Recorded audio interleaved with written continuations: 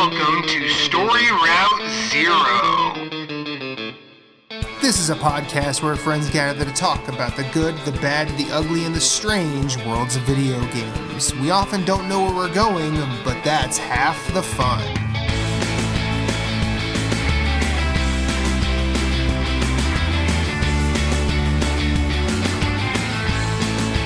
Come on the journey with us. Hit us up on Twitter at StoryRoute0. You can send us an email at StoryRoute0@gmail.com. That includes questions, concerns, comments, complaints, pet pics. Send us some recipes. Send us some stories about your day. We're going to listen.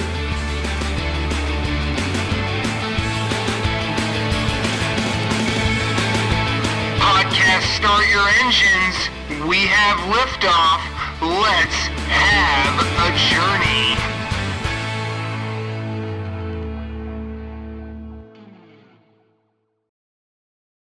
So this guy, Dave, is literally bragging to his friend that he knows everyone. So his friend's like, no. How about Tom Cruise? He goes, all right. Drive out to Hollywood, go up to Tom Cruise's door, knock on it. Dave, how the hell are you? He goes, okay, that might have just been lucky. How about former President Barack Obama? All right. So they go to Barack Obama's house, knock on the door. Dave, it's been a while. Let's play some hoops. All right. No. How about the Pope? He goes, okay. They fly to the Vatican. They get there. Massive crowd in the square. He goes, all right, let me talk to some of the guards. I know them. I'll get up there.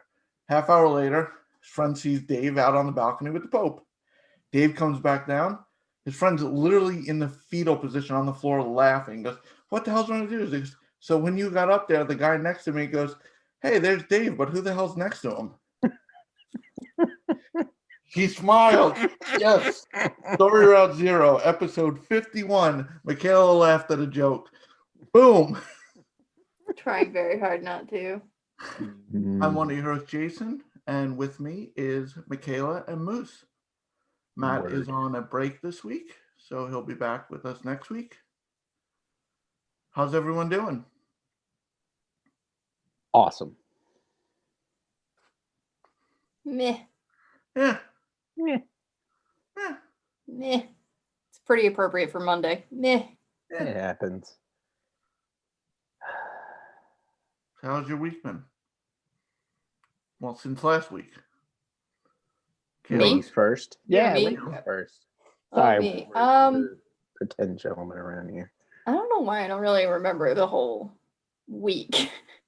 It was all right. Worked out. My New Year's resolution is, so obviously last year lost a lot of weight. This year I am trying to step up my workouts to regain some of the muscle tone I had once upon an athletic career. And my calves feel like somebody injected hot lead into them. But other than that, today's going great.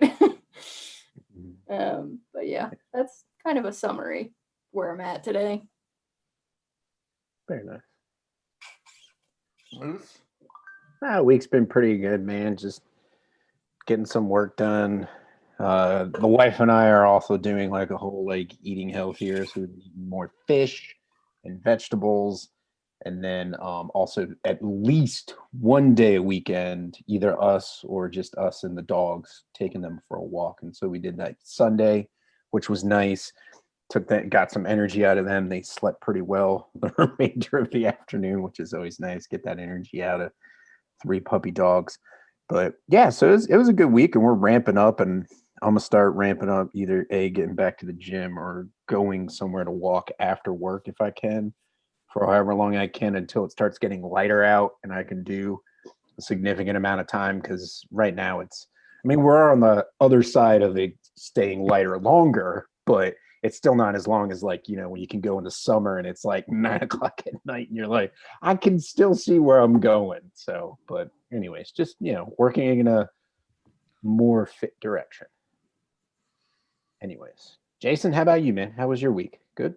Good. Discovered a food hack. You two talking about working out, and I discovered a new way to get fatter. Uh-oh. What'd you do? No, okay, it's not to get fatter. So you take a tortilla, you cut it You start to cut it in half. You stop at the midway point. Then you have 4 parts. You put the food, you fold it. So you fold it up, over, down, and then either air fry it or put it in a frying pan. Holy crap. Oh no, I saw that. I saw that on TikTok, and I was like, oh my gosh. that looks good. Like, if you could do it in a healthy way. Oh yeah, we did. We did turkey sandwiches. Right, yeah, totally. Cheese, condiments. If you have an air fryer, it's not that bad because you're not putting a bunch of oil and stuff. Yeah, like you could even if you're doing it in a frying pan, it can still be pretty decent, So just seems like more work that way. It's like a reward because all the unpacking. There you go. How's that going? Are y'all are you seeing the light at the end of the tunnel? Yeah. I discovered I've collected so many cables over the years. Anyone need an HDMI cable? You could probably start your own IT department. I did throw out all our coaxial cables because the cable boxes are wireless. So that's worst cable in the world. Doesn't bend, doesn't coil, nothing. I was like, garbage. Trash. Trash. Yeah. Now we're getting there. Hung. I had to hang blinds up. Blinds are the worst. Yes. Oh, they don't. The director's like, oh, just drill here, and then you're like trying to drill, and you can't because the bracket's in the way, and you're like, yeah, fuck you, directions. Mommy needs to take the daughters out because Daddy's gonna be cursing a lot. The new neighbors are like, why is there so much yelling?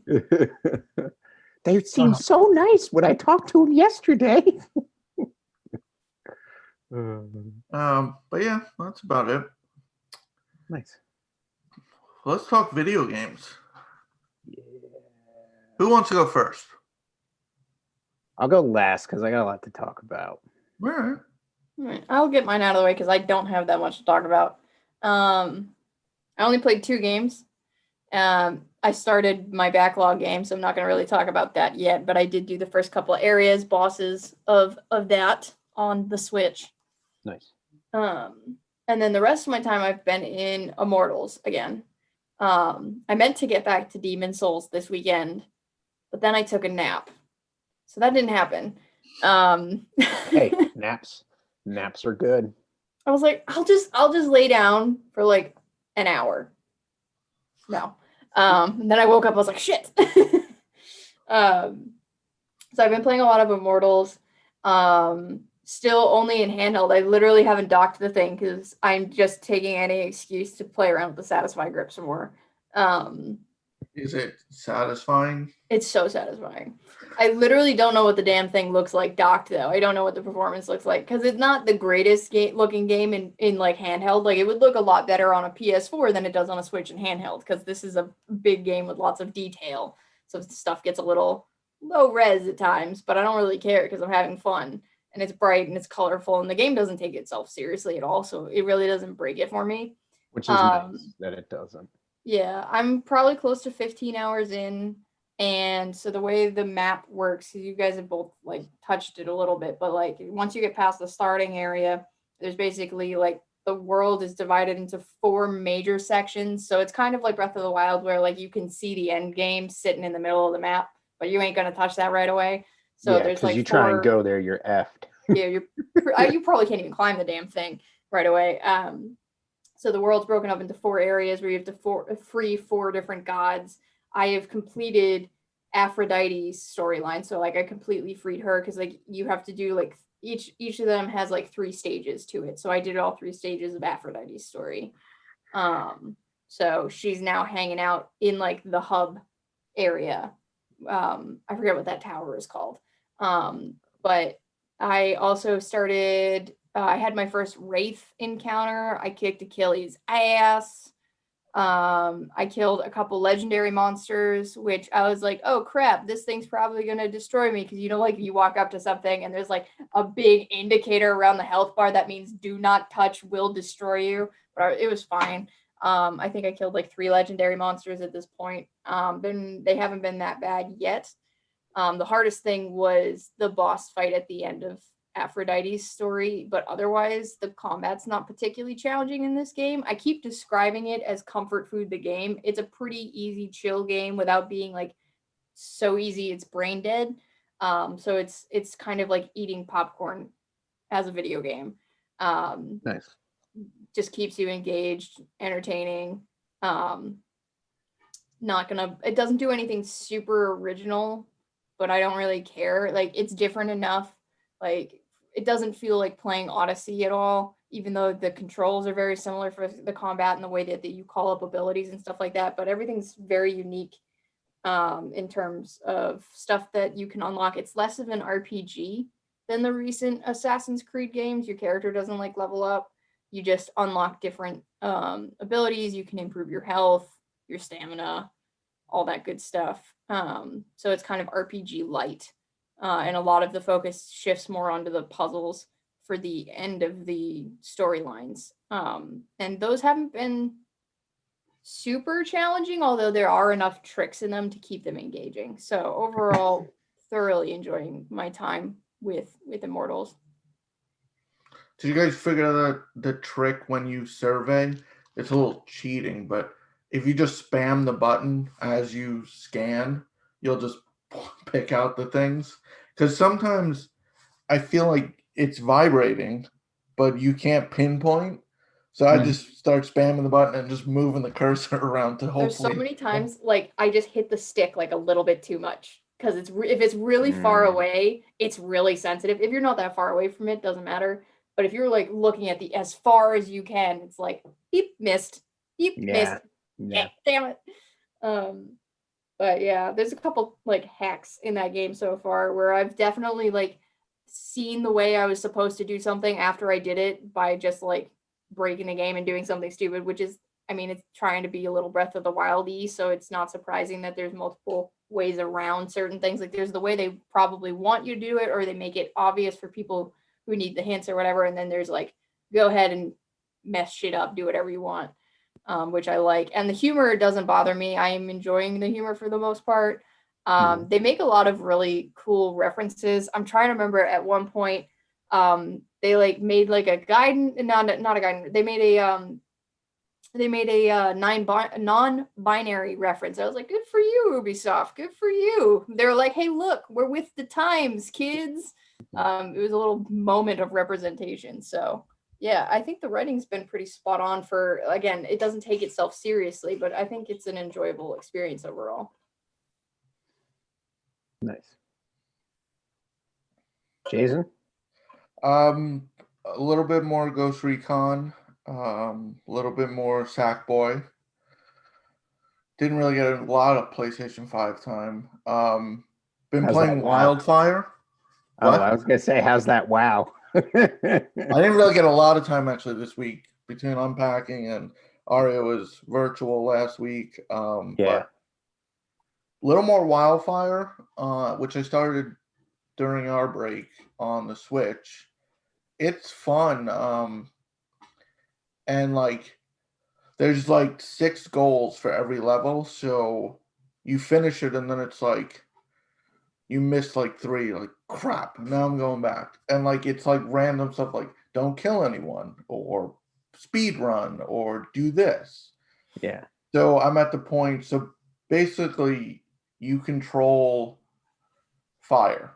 You could throw it, you can set the brush on fire and scare these soldiers off.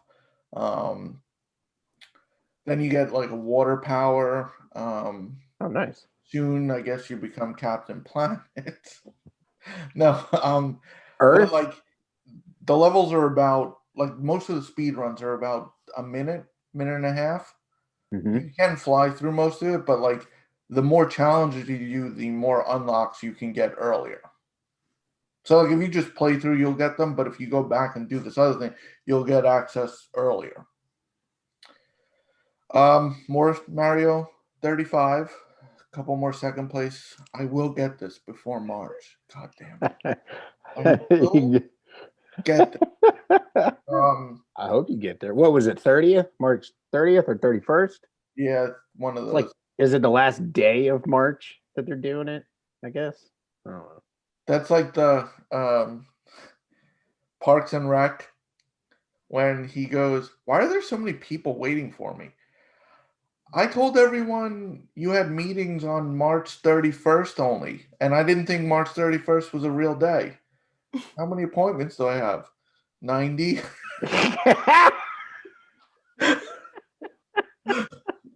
Ow! I opened and started Super Mario 3D. What? 3D All Stars. Yes. Yeah. I was like, what is Are you starting at the first game? I started with Mario 64 because that's what Yes, yeah, okay. That's what I figured. meant because there's for those who don't know, it's Mario 64, Mario Sunshine, and then Galaxy. So Yeah, because I didn't play the other two. 64 I played, beat back on 64. I didn't have And the other systems to play, GameCube so and yeah. Wii. So I want to start with something familiar. And then I downloaded and started a game. I'm going to get Michaela to buy Melody of Memory. Persona. So I started. Started. I played about half hour of Persona 5. He was like, So basically "Fuck the opening this." cutscenes. He was like, "Fuck this! I will bull rush my way through this later." I'm giving it the old college try. I got to the point where I met Gru from Despicable Me, and I met dude, the Kingpin from Spider-Man is the principal of the school. What the fuck? That's horrifying. I'd never want to get in trouble. He's that voice actor though is actually I forget, I know him from something. There's a lot of like anime dub actors in this, like a lot of Sword Art Online, a lot of Seven Deadly actors all up in this. So there's so many character references. But when you keep making like Marvel Comics references now. Kingpin. I never would have seen that for No Neck. I forget what is the principal's name. It starts with a K, I think. So I got to the point where you get driven to school the first day and the day changes and I was like, I'm gonna stop. So you didn't even make it into the first like dungeon. I'm going to do it because I said challenge accepted. I'm just not gonna enjoy it. You watch, just watch. You might enjoy it. You got to give it a chance. You didn't even do any of the actual gameplay yet. You were in the setup. I did some of the gameplay in the beginning, the intro where you do the one fight. The one fight where it's rigged for you to automatically beat it. Well, first off, I don't like the art style. I don't like anime. The style, I'm not gonna last. I'm not gonna suddenly like it. I don't like that style. Like, but the gameplay, like the turn-based combat, is like the dungeon crawling, the RPG mechanics. It's all good. It's all good. We'll revisit this when I finish the second dungeon and you buy Melody of Memory. What? Wait, how far was the challenge? I said he had to like at least get through the second dungeon. I said 2 or 3, and if he really wants to stop after 2, I'm going with I'd say 3. He's got to do 3. He doesn't have to beat 3. Let's say you have to get past like the second one. Like you have to like start initiating the third one. Okay. Because I said 2 to 3. Mostly because I want you to meet my girl who gets introduced in the arc for the third dungeon, really. Meanwhile, the second dungeon is like Matt and I's least favorite character getting spotlighted. Ooh. I'll get there. I'm not gonna like it. Because your party basically grows with each dungeon. So the first dungeon you get up to 3 people, and then with every subsequent dungeon, a new party member gets introduced in the story for that dungeon, basically. Yeah. So you don't even meet, I don't know, more than half of your team by only playing the first 2 dungeons. Oh, okay.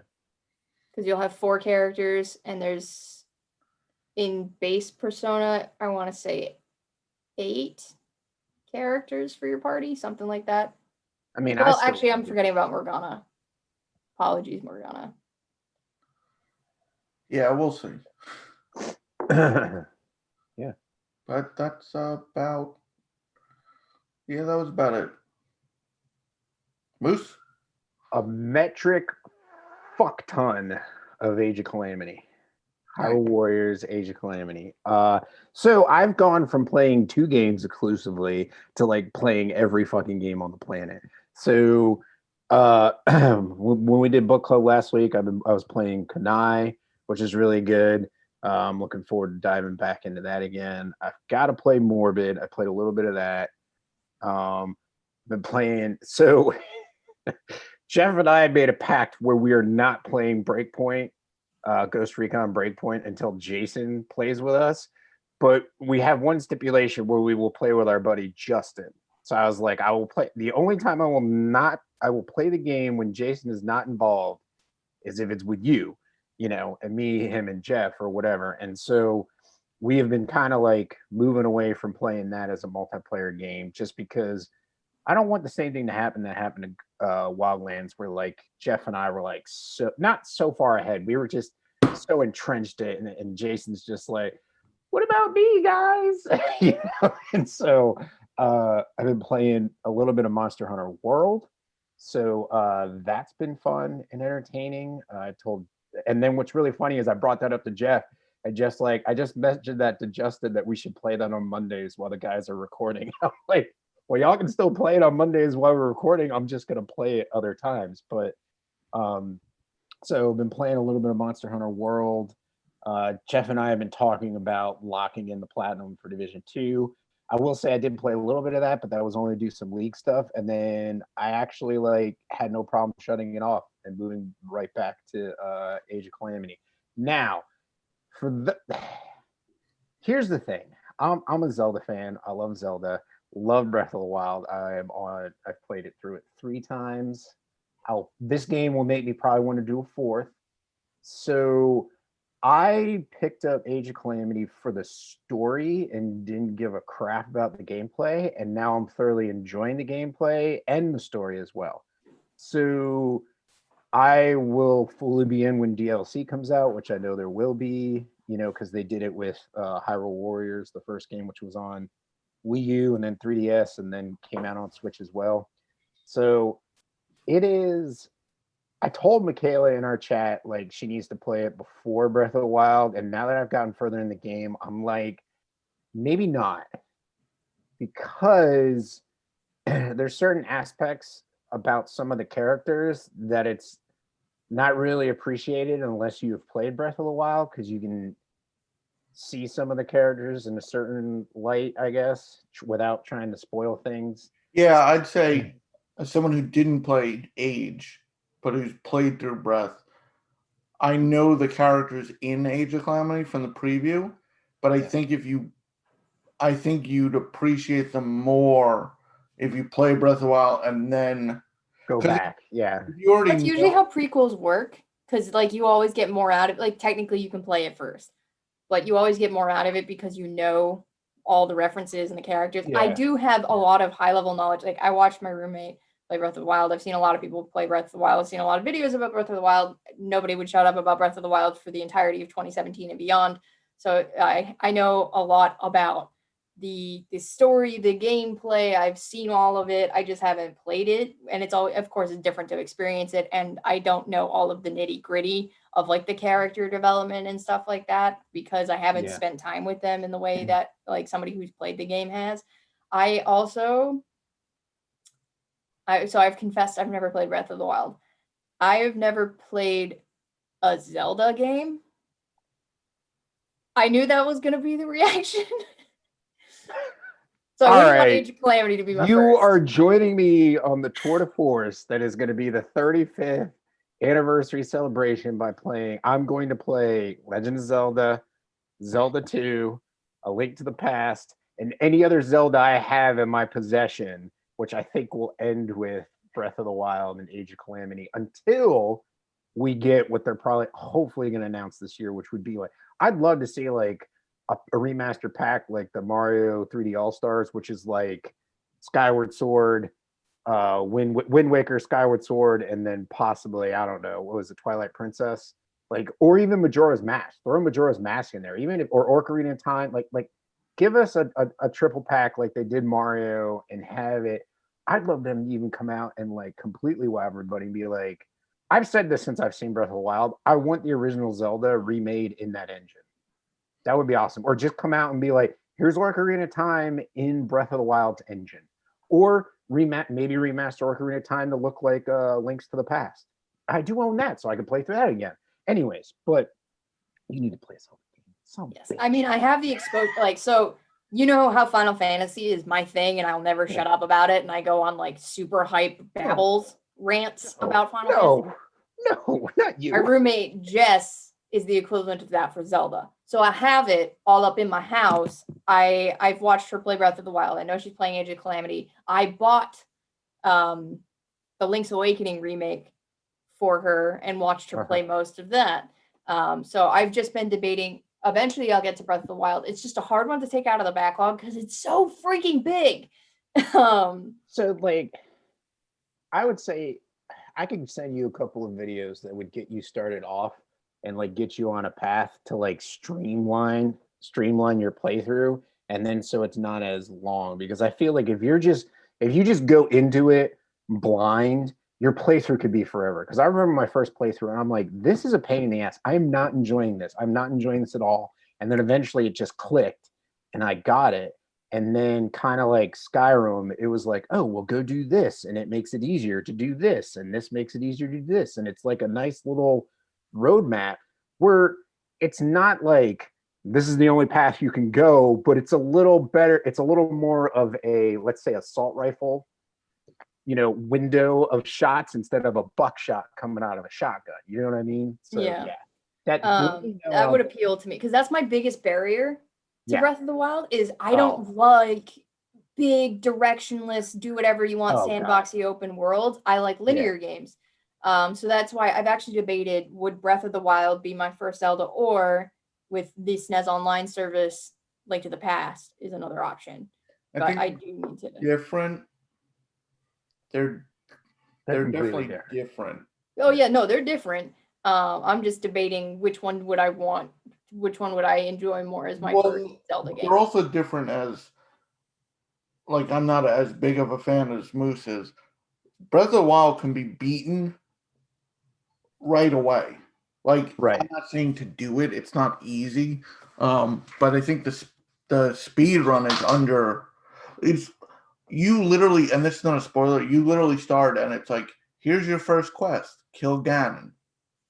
Yep, I know. Trust me, there's no spoilers. I know. Yeah, so you get that Wild in under an hour, and it could be done.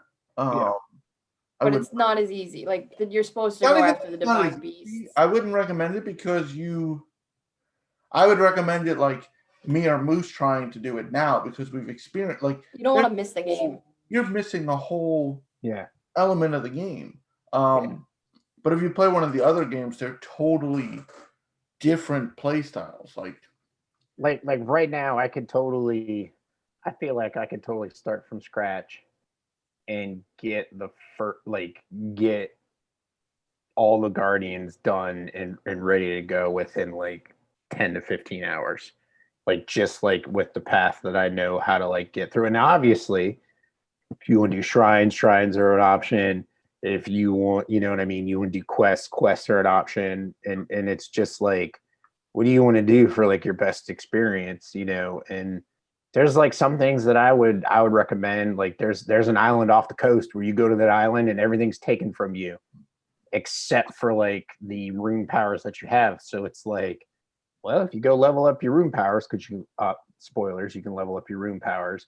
It just makes it so much easier. You know what I mean? And so, there's a definite path that you could take that could take you through the game where you could do what you want and smell the rose, stop and smell the roses when you want, but it's not like taking you like, I'm going out from North Carolina out to California, coming back up to to New York to come visit like you all. Okay. It's like straight line. Pretty easy. I would probably follow the story and any sort of character involved quests for the most part. Although Immortals has surprised me in that it's a similar open world design, but on a much smaller scale than Breath of the Wild. where I'm not getting bored going out and doing the open world content where it's like, go here, get these upgrade things, go back here, find this stuff, like randomly sneak up on a horse and try to tame it.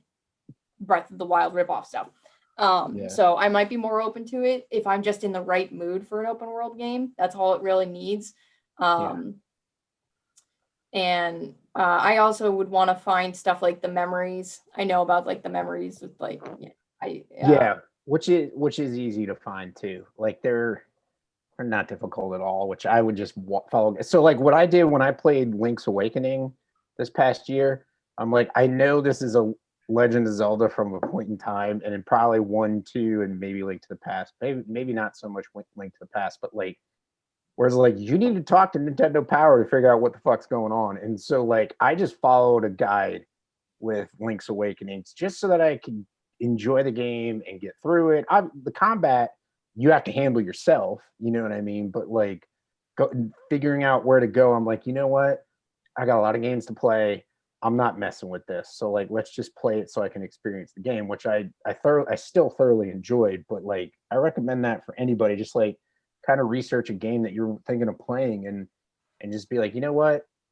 It's from back in a time when like, you know, you had to like figure out everything from playing nonstop forever. And it's just like, I don't have that time, you know? I also have Jess here, and Jess is like a Zelda dictionary. Like I watched her play Link's Awakening. She's like, "Oh, this must do this, and this has to go here, and I probably need to do." I'm like, "How the fuck do you know what the hell is going on?" Because there is no clue. I'm like, she's like, "Oh, this secret book up here on this shelf you can't see told me to go here and do this." I'm like, "What the hell is that?" That's like worse than Kingdom Hearts. I have no idea what you just said. So I know that if I sat down, like she's gonna want to watch me play Breath of the Wild anyways. Because we do that to each other sometimes. Like I got her to play Nier Automata, I got her to play Persona 5, and they're some of her favorite games of all time now. And my next one I'm working on it as I'm going to get her to play Hades. So she plays Hades for me. She knows I'll play Breath of the Wild for her. She also wants me to play FF10 for her. It's just so much to do. Right. You know, you got to pace yourself. Mm-hmm. So, but anyways, back to Age of Calamity, like, I was just in it for the story, but now the combat is awesome. I can start the final mission to finish the game, but holy cow, is there a lot of quests and side missions on the game. And so it is interesting, and it's awesome, like the people that they add to the roster of like people you could play as. So like you could basically go back and play any quest, any major quests that you've done, or any, I guess they're shrines in the game. They're the version of the shrines from Breath of the Wild. And so you can go and you basically just fight like a group, and you have to beat, like, you might have a time limit, have to kill a certain amount of people in a certain amount of time. And so like you could be like, I want to grind out levels for Zelda, so I'm gonna run around as Zelda, and then fucking surprise, later on Zelda gets like maybe a second form. I don't know.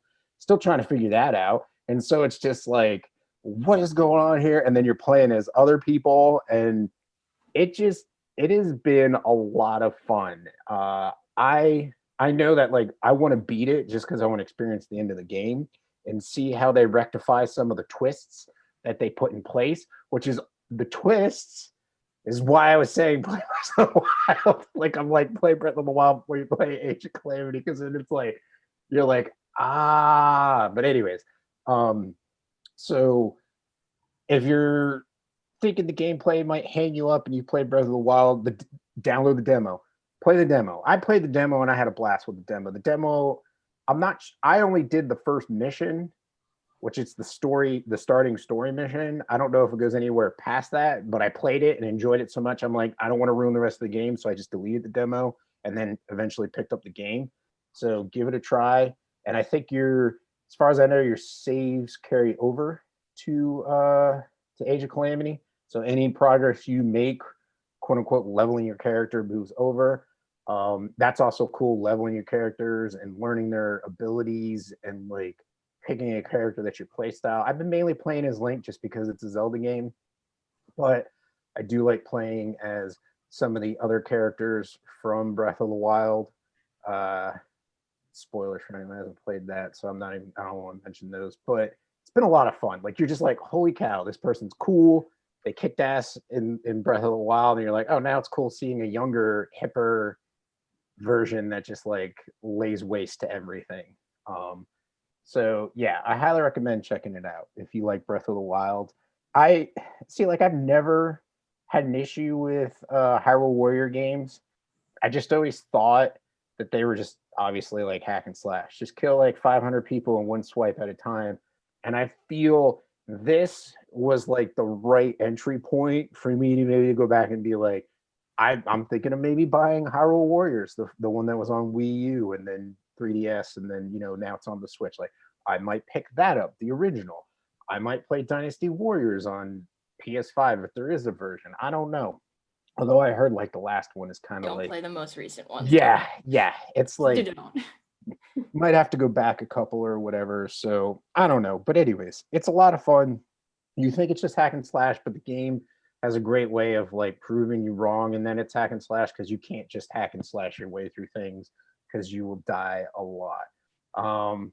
Some minor complaints is like having to recharge like your healing. Like, you get apples to like heal yourself, and you can increase the amount that you get by doing like the side quests, but like if you go through a mission and you exhaust all your healing, like you have to go replay another mission to earn healing in that mission to go to the next mission. It's not just like, hey, can I just go to a store and buy some apples? I don't even care if they're like 200-300 rupees an apple. Also my recharging, so there's the way they treat elemental powers. It's like you hold down the right bumper and that's all your rune powers, and then you hold down the left bumper and that's all like your fire, your ice, and your electricity from like the wizards that are in Breath of the Wild. You fight like larger versions of them, and so once you kill them, you can collect those elements to like charge up those abilities. So like obviously like the moblins, you light them on fire, they're either going to die, or the heavy ones are going to take more damage. But like you have to like go and find a fire wizard to charge up your fire. So it's like I got to go replay a mission to charge up my fires. There's no way to quickly recharge it for me to keep going with my missions. You know what I mean? So that's like just a couple of the drawbacks. But other than that, that's not really a big problem, because also like you have to level your characters, I think 75 is the max. I'm not 100% sure on that. But like my Link is like 62, 61, 62. And so like I have a ways to go with leveling him. All my other characters, you can pay to level your characters if you want, which is pretty cool. And then like I said, there's also side quests where you invest materials and like they gain extra combos, they gain extra. So basically, as you charge up an attack, everybody has like a special attack that they do. You get attack bars if you get like the right missions and unlock them, and then you also get hearts. You can increase the amount of hearts that you have from the shrines. It's a lot of fun. Highly recommend it. And then my last thing is I downloaded the Monster Hunter Rise demo and played it.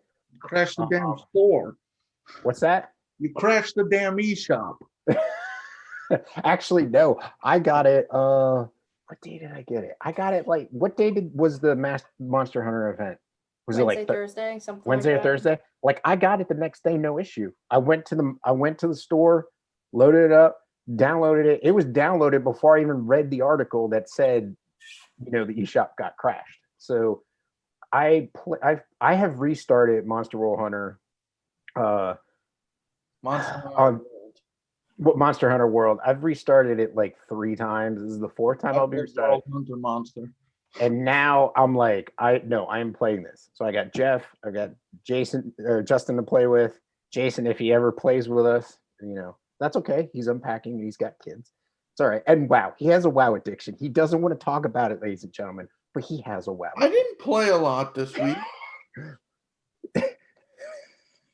Anyways, so it is Monster Hunter Rise is very similar to World, and like my only problem with the Monster Hunter series is like it's not very intuitive.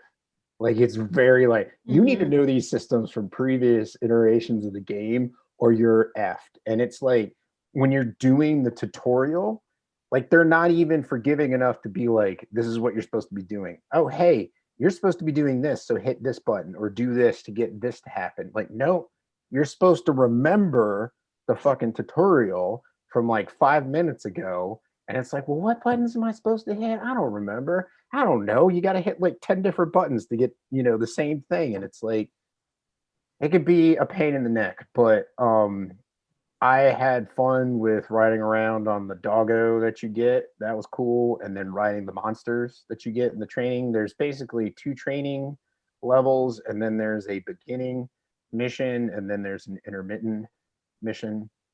And so like you can play them up to 30 times. So you can play up to 30 missions. And so you can play them as many times as you want. I played all the tutorials and then the beginning one and was like, I'll probably play this eventually, so I just deleted it. So, but check out the demo if you're looking for something cool to play on your Switch. It looks good. I had no issues with like drop frame rates as far as I could tell. I mean, I'm not like one of those guys that could be like, that's only 23 FPS.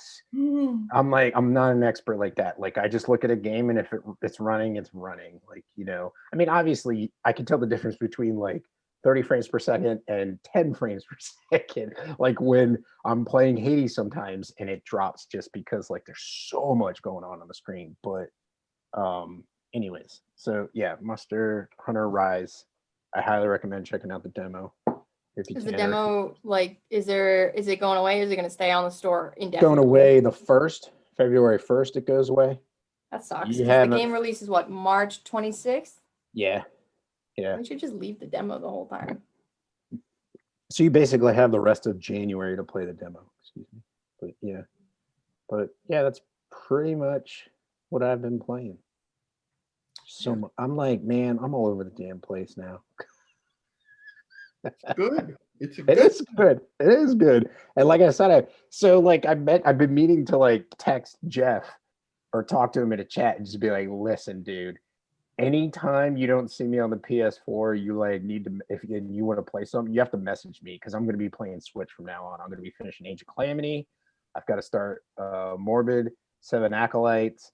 I've got and then I've got a bunch of games in my Switch backlog. I want to get back to Hades for a little bit. So it's just like, I'm going to be on my Switch. And you need, like, if you want to play something on PS4, I have no problem switching over. You're just going to need to let me know. I'm not going to be there like, like I normally am because I'll be playing Switch. We need some love. So we did announce last week that our backlog challenge, our game club is going to operate differently, where we each nominate a game. We take 2 weeks to decide on it and then vote, and that'll be our game.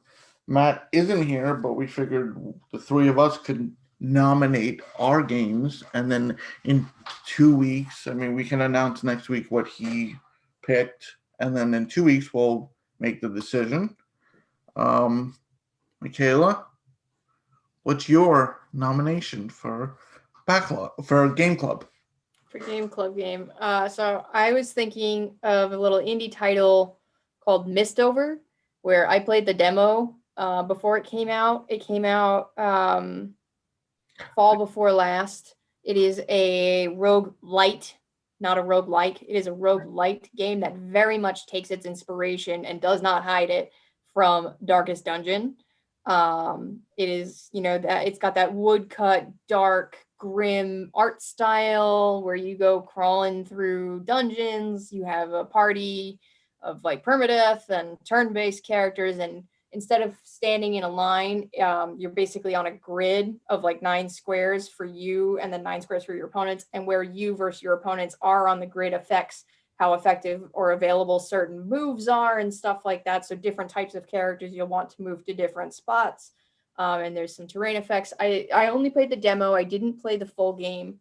So definitely check out Mistover. Okay. Moose? Meteor.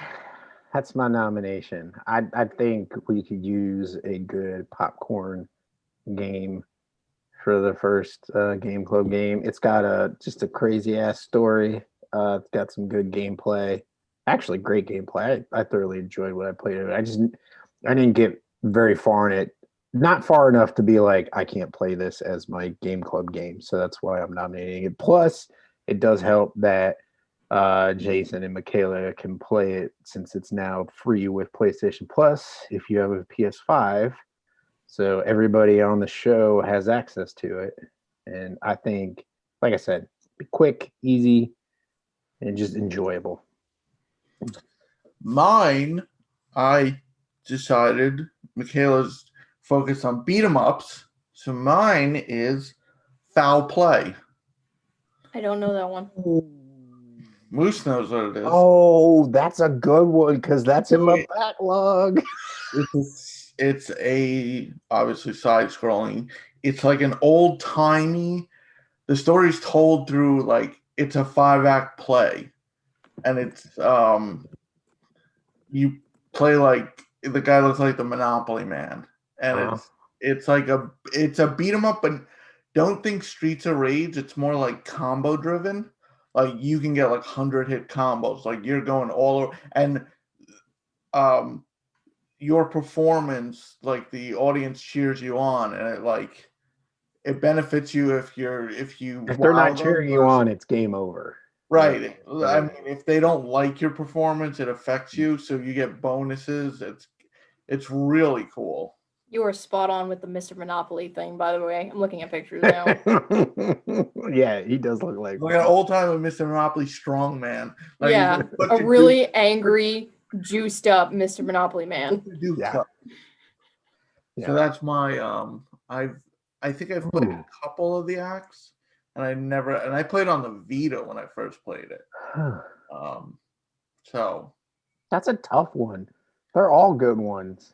Yeah, so we'll see what Matt nominates, and then we'll I mean, we could always choose one of these again at a later. Yeah, they don't disappear into the disappear. They don't get picked. Yeah, these games get canceled. Yeah, so we'll make that decision in 2 weeks. But yeah, that's about it. Moose, you want to take us out of here? We leaving so soon? I know, but what are we going to talk about? There's more time for more games. The only news add is to all those Monhunt. games you're playing. You gotta. So what are y'all's thought on Nintendo being like no more games under $1.99 on sale to try and help like combat like games being high on their charts because people are buying them on sale? Which the one guy I watch, I agree with him. It's like they should have a regular sales chart, as in like this is the game selling whatever at natural price, whatever, and this is a game selling on sale.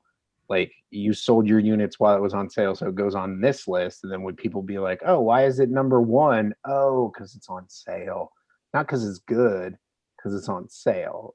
I feel like, in my opinion, I think like that's taking away from like a lot of the developers, because I think Nintendo is one of the first ones to do it that I've ever seen, where they're like, if you bought games or like developers on the Switch, if you bought games from our catalog, this game is now free. Like I've gotten games for free because I've bought games from other games from that developer, and I'm like, oh, it's free for me. And Jason pointed out, he's like, no, it's just heavily discounted because you bought other games from them. And I'm like, oh, but I think it's kind of taken away from that, from like developers being able to be able to sell legit games. I think Nintendo's just got a huge problem with their store anyway in general, and I'm sure we could like talk about that forever. And the fact that like, I mean, they're coming from a place of, because no one else does it, the gold points. I've got that's true too. Yeah, that cheap for free, and my guess is nobody makes. Who makes money off of that? I got those points from a different purchase from who knows when. Yeah. Mm-hmm. So those, or like I could have even gotten those points from like. So the points are so confusing. Like what did I get? Points for registering Super Mario because I got the physical. I think those are the points you can use toward. Those are the gold ones, yeah. Because then they have the platinum ones for online, and so like How do you it's confusing. But see? I don't even know how to register because I have the physical version of go 3D All Stars. you push start where you would delete it and go down. There's an option that says register your game card required. You have to Okay. do it within a year. Definitely within a year because what it came out in like October, November. Yeah, but I'm just saying you have to register within a year of. Okay. I don't know if it's a year of its release or a year of when you put it in your Switch. So then, like the digital, obviously, are like No, at purchase. There's But- nothing for the digital. Oh, it's just physical. Interesting. Okay. Michaela, what do you think? Maybe there's Oh, something sorry. digital. But I mean, I could have swore I got coins for digital because you have to then I register went either way. I think you Yeah. I think you get more for the physical, but right. it's Right. just a weird. But like maybe I mean, I don't know. If you buy a lot, maybe they lose out. Yeah. I think Nintendo has failed to, and I'm going to use a buzz term that I see all the time at work and hate, but it applies here. They have failed to digitally transform. We know this, it's obvious. Their online services are completely Stone Age and subpar compared to competing platforms like Microsoft and Sony and Steam and whatever. Like, it's not just the way the points work, but like them doing this for sales charts. Like, you can just fix that yourself. Like, ideally, in an ideal world, their policies should be based on user experience and benefiting the developers, not fixing a sales chart. So if that's the driver, then that's really dumb. I mean, I don't think there's that much money at stake here if we're talking about like 99-cent game sales or whatever, but still, it's kind of dumb. I think that's one of the things. Like, what has Nintendo done with the online service for Switch since they made it? Basically, last year Nintendo was in snooze mode. Like, they dropped Animal Crossing, and then they managed to squeeze out Paper Mario and Age of Calamity. Yeah. But they haven't. But Age of Calamity is not even theirs. Yeah, it's not. I mean, Technically, it is like they had a. it is, but it's not. Yeah, right, Yeah. right. But I'm just Um, saying, like, technically, yeah. it's not a Nintendo release, but yeah. Correct. But like they had a very quiet year, not only because like, all right, Bayonetta 3 is in the void, Metroid is in the void, Breath of the Wild 2 going into that void with them. We have no idea what their plans are beyond Monster Hunter Rise, which wasn't even announced. And there's these games that have been announced for years and years, and they have 20-second teaser trailers at this point. But it's also their online services. They spent a year in a cave last year, basically, after Animal Crossing came out. They haven't done anything with the online service. Like, what, it was September-ish, year before, 2019, when they dropped the SNES stuff onto the online service. And I Yeah. know they released a couple more NES and SNES games last year, but like nothing headlining, nothing huge. But if you like, the funny thing is, like, if you look at it now it's like on the home screen. Like, it's got its own little icon. Yeah, they Now added it's an like icon. but here's the other thing. Like, it's sectioned off. Like, here's this Nintendo, here's the SNES, which makes me think like eventually we could see, Other platforms. N64, GameCube, and that's where I think they can move towards charging more. Like, I think they're going to try and get more money for their online. They And I shouldn't think, charge more money for their online until they incorporate things like chat. Like No, stuff I agree. beyond I know, but so basically Yeah. my whole point with this rant was Nintendo needs to radically transform all of its online policies from the store to, their on like the free games to friend systems and stuff like that. But they've basically been in a cave for Well, a I mean, year. the whole thing is like, so basically for consoles, online gaming really started with the Xbox and PlayStation 2, with Xbox Live, like really Xbox Live. PlayStation 2 was kind of like, oh, you get a modem and you're playing like SOCOM. You know what I mean? Like, you're not really playing anything else. And they're not even doing the bare minimum of that generation. Like, they're still trapped in like 2000, and it's like, what are you doing? Like when they announced like Splatoon 2, and they're like, oh, you can play Splatoon 2 online with your friends, but you need like you need an app for your phone and like a whole crap ton of adapters to be able to talk to your friends on our Switch and play. My first response was like, the Vita is way older than this thing, 5 years older than the Switch, and it can do party chats. What the fuck are you doing? Yeah, I mean, we played Mario Kart in a PSM party. We used PS4. We used the PS4 chat for me and Jason to talk while we were playing Mario Kart. Just I had a friend of mine texted me this weekend because they were playing Smash Bros. And they're a casual gamer, but I've been an influence getting them more and more into gaming. I bought them a Switch as their wedding present. And so they were playing Smash Bros. And they were texting me and they're like, wait, can I and their husband Shay, so they're Shay and Shaylin. Interesting. Two different people, Shay and Shaylin. I promise. And they're like, can we play together online? And I'm like, yes, in Smash Bros, two people can play on the same console in an online match, but only with randos. You can't match privately two people with anybody else. You'd have to play one at a time because Nintendo is in the freaking Stone Age. Right. Yeah. Yeah. I think. Yeah. So like when I look at my Switch is definitely like single player game, and like indies. If I'm looking at any multiplayer games, it's the games I can play with my niece and nephew. Like when I go to the mountains, when my wife and I go to the mountains, and they're there. Local. It's usually local. Yeah, local. They want to play Mario Kart. I'm like, let's play Evo. Let's like try out some other games that you guys can play because they have a Switch as well. So it's like anything that they have on Switch that we can play local, that's kid friendly. Like let's play it, and it's just like it's ridiculous. Yeah, Nintendo. I mean, you can't even buy multiple games on the store at the same time. Yeah.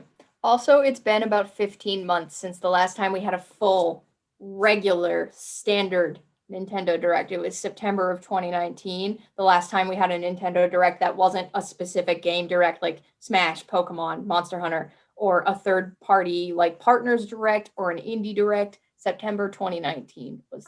I think they'll do something. They might be gone. They might never do those again. I think the Switch Pro rumors are true.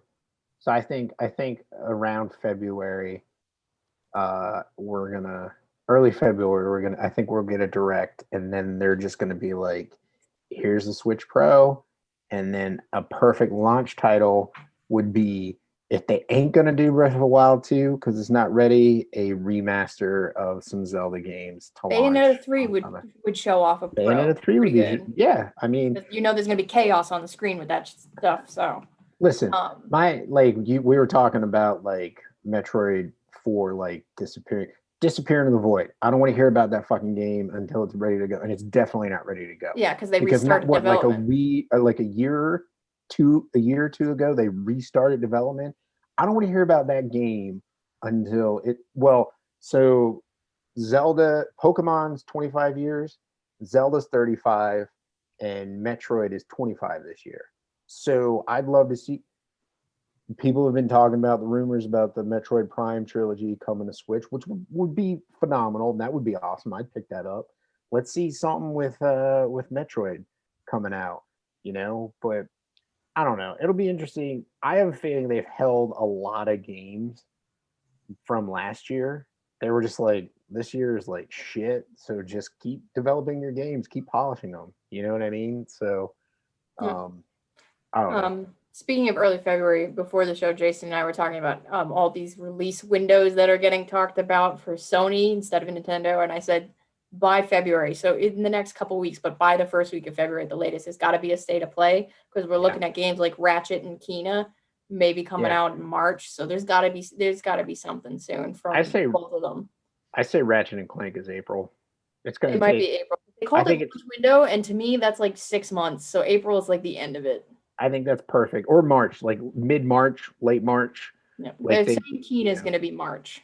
Yeah, so I feel like, and then I mean, if you're gonna sit there and we're gonna be like, which game is gonna come first? Obviously, it'll be Horizon over God of War. I feel God of War will be pushed into next year. Yeah, Just I feel like that because- 2021 thing was like a myth that they're telling themselves. Yeah, like don't rush this. Take your time with it. You took your time with technically four. Spoilers for those who haven't played the fucking game, but God of War 2018 is God of War 4. So I could see that being pushed to 2022, and that being like a March April game, and then I could see.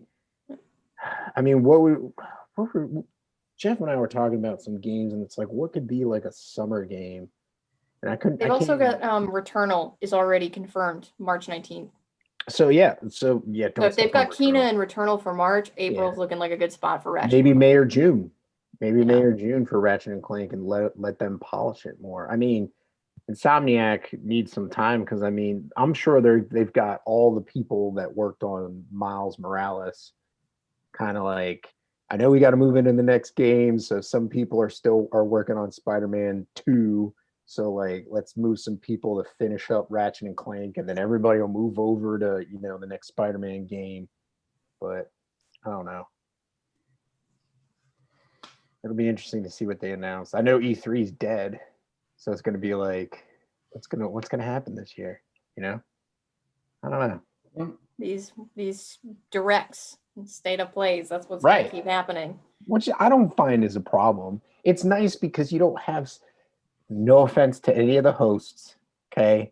Some of the hosts did some really good work, but it's like you don't have any fluff. You just have you have a person pre-recording their lines to the camera, and then it shows stuff. It's just You do nice. I miss the hype of E3 though. I remember especially covering it as a games journalist. Yeah. Even though I never went there, I took a couple days off of work at some points, or even while I was working, I was covering E3 and writing 25 to 30 articles in a week.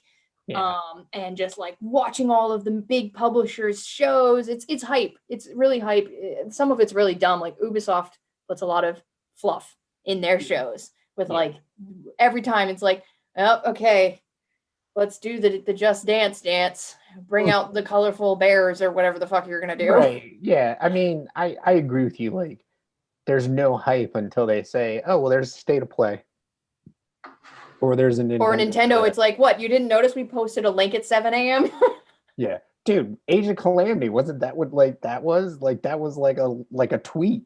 And people were like, what the hell are y'all doing? And they're just like, oh, we got a game coming out. Nintendo, masters of PR. Right, I know. God, it's like they're, I don't know. Yeah, smooth as shit. Anyways, Right. I did, it was just interesting to talk about that whole no games on sale under $1.99. Although there's stuff on the sale now under 99. That's 99 cents, but it's it might have been grandfathered in. So it'll just be interesting to see what they do. I mean, in the grand scheme of things, 99 cents versus $1.99, it's not really that big of a deal, but it kind of sucks, because it's oh man, I could really get a really good game for $1 and still do, whatever. It is what it is. What do y'all think your first game of 2021 will be that you What do will you mean? buy? Oh, buy? Like I have not bought a game so I far. already know. I'm picking up Yeast on February 3rd. Is that 9? Yeast 9.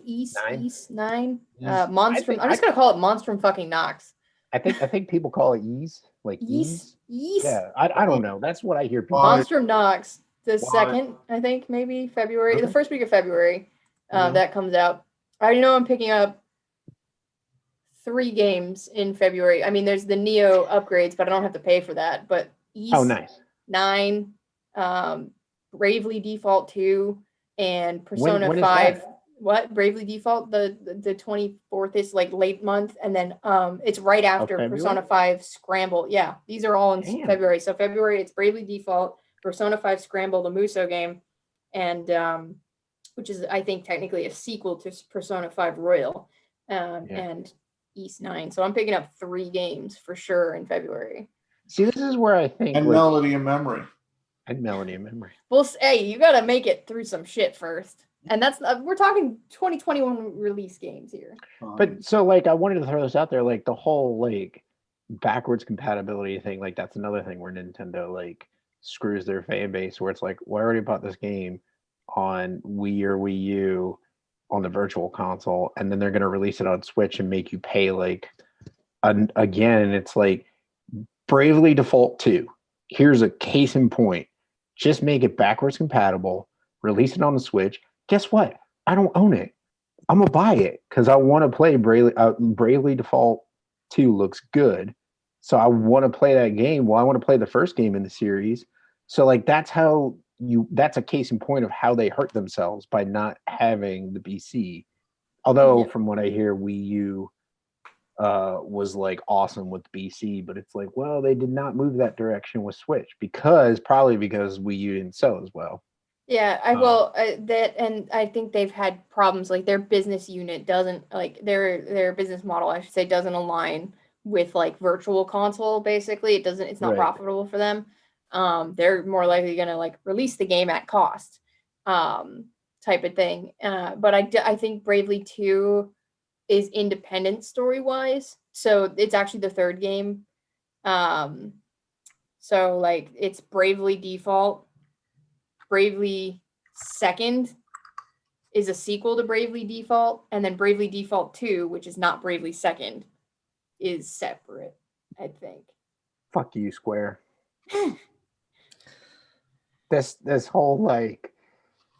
Anyways, Jason, what is your first game do you think that you will be buying in 2021? That's announced. Outriders. Oh, okay. When's that coming? That March? April 1st. Oh, April 1st. They posted like this is not a joke. It was delayed. It was supposed to be mid-February or end of February. Yeah, it was supposed to be around the same time as Far Cry 6, I think. So now there was a demo February 25th. And then it is a Thursday because my birthday is that following Monday. April 1st. So I think it was either Outriders or Deathloop, but I think Jeff's going to get Deathloop, and that's May. Really? Okay. Well, yeah, because he's probably going to get Far Cry, so we'll see. But Outrider, unless we get Ratchet I want to play Kena, but I want a date. So nobody's going for Returnal? Nobody's biting on that? You're not going to bite on that one? I want that. I want to, but I want to see. It doesn't look like my jive. Like I didn't like nothing about it has been like yes to me yet. It's definitely my style, but I want to see shooter. It's not just a shooter. It's a third-person shooter, but it's roguelike. Roguelike, yeah. Yeah. Which we all know, according to Jason's list of reviews from last year, is right up his alley. We'll see. I want to see, but Outriders definitely. Cool. Mine is Cyber Shadow, the newest Yacht Club game. Oh yeah, that's it. That's the only thing on the radar for me right now because no games are announced between now and me buying a PS5 that I want. So if I'm going to buy a PS5, I'm getting Demon Souls. So that technically is a purchase, but that's not from 2021. So like the only game from 2021 right now is Cyber Shadow. And if an indie comes out, I might pick it up. What's the date for that? It's the end of this month. Oh, so it's real. I want to say, God, hold on a second. Excuse me. Sorry, everybody. Hold, please. January 26th. 26th, yeah. A lot of stuff does not have dates yet. Yeah. Like, at all. More than usual. Yeah, there's that Loop Hero, that Devolver game, but it doesn't have a date yet. What is it? Loop Hero. Oh, okay. It's a roguelite. I've seen a couple early access previews from like PC Gamer, IGN did it, so it's probably gonna get a date soon. Devolver usually doesn't tease stuff super far out. No, they do a good job of keeping it like close to So, release. Like that I could love be that it. about them. That could be a release soon. But yeah, as far as big games, Outriders first, but I'd have to, if Returnal's A maybe. it's probably a maybe to a definite, but I want to hear their Outriders feels like Remnant, the co-op shooter. That's like that trumps out. Like I had so much fun doing Remnant and then Strange Brigade. Like so that's definitely It seems like that style. So that would definitely. I mean, Returnal. It's Housemark. Their shooters are generally good. The only one that I know they stumbled with was Matterfall, yeah. and which I think came out the same year that Nex Machina did. And so, but Nex Machina is awesome, and I'm not saying it is. I'm sure it's different, but to me, it looks like Returnal is like Nex Machina, but like the camera is closer to the person. Yep. And you're just like actually in the shit instead of top down view, which I'm saying there's probably way more to it than what I'm saying, but it just looks like more great shooter is what I'm trying to get at. Like they do shooters so well. And I don't know what happened to Storm Divers, which they were doing.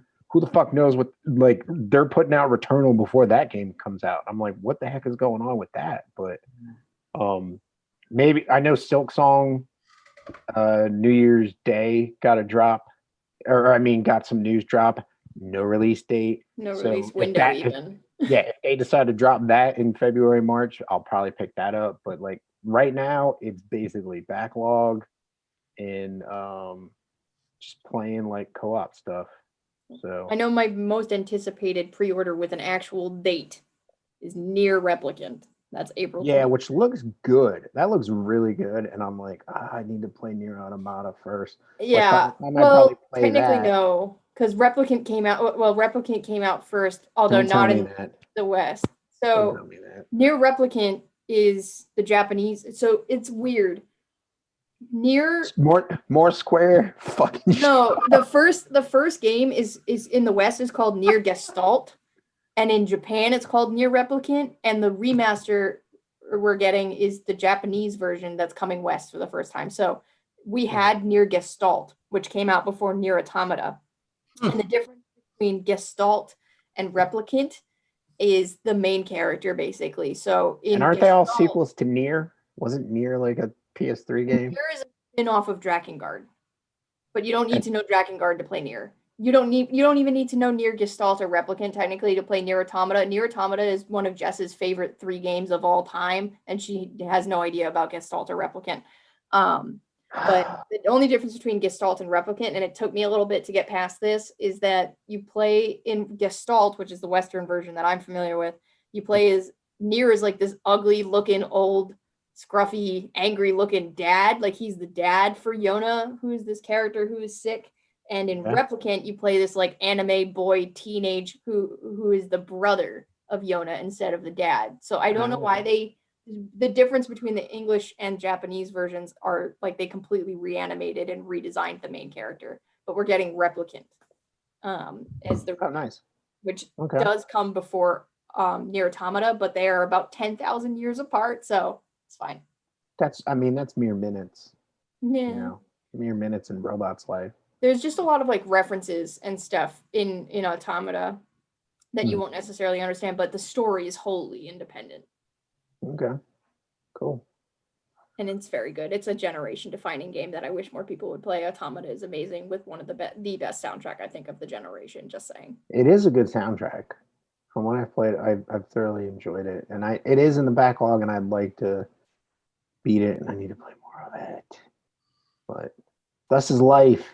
Like, I put games into the backlog challenge for a reason. So. Yep. All right. I guess that's it.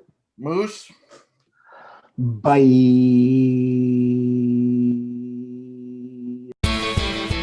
Story Route Zero, we have some cool friends who do some cool things, and I'd like to tell you about them. Phoenix Overdrive uses the power of games and gamers to help heal sick kids through the charity Extra Life. Phoenix Overdrive fundraises for Children's Miracle Network hospitals all year, every year, and the fund culminates in a 24-hour gaming marathon. Find out more about their events and projects online via Facebook at facebook.com/Phoenix Overdrive or on Twitter and Instagram at PHX_Overdrive. You can also join the Facebook group of Pawn Stars at facebook.com/groups/PO Nation in order to share and discuss all the latest in nerd culture. They've also got a podcast, Nerd Overdrive, which you can see weekly at youtube.com/Phoenix Overdrive. You can also catch it on Facebook Live or twitch.tv/PHX_Overdrive. That podcast is also published on Apple Podcasts, Google Play, and Stitcher. You want merch? They got merch. Merch can be ordered from tinyurl.com/PHXODmerch, a portion of which goes to their fundraising efforts. Join the nation and be a hero to sick kids, as El Capitan Rey Osorio, Lee the Maestro, and Becky, the lovely queen of the guild, always say, #Rise Above.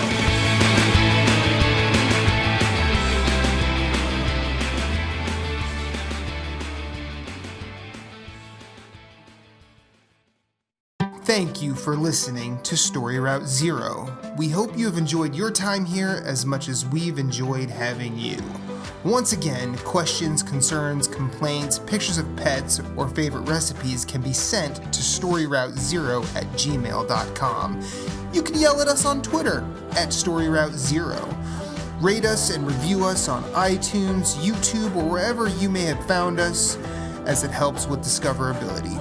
If you'd like to hit us up individually, you can find Moose Cool at Sven, that's SVHENN on Twitter, PSN, Instagram, and of course Twitch, streaming games. You can find Jason Marshall writing at obelisk.co. You can also find him on Twitter at GimpyJ with 2 Y's at the end, as well as PSN, Instagram, and Twitch. He also has his own website, whereisthepausebutton.com. You can find Michaela Crescione doing all sorts of writing at obelisk.co, as well as on Twitter at RedXMaud. My name is Matthew Keel. You can find me everywhere I'd like to be at infinite_rewind. That's Twitter, that's Instagram, that's Twitch, that's PSN, and I also have my own website, infiniterewind.com. Be sure to check us out at all the places. You are always welcome, and you will always have a seat waiting for you on this ride. Thank you for listening, but for now, it's back to the real world for us. So we will see you on the next one.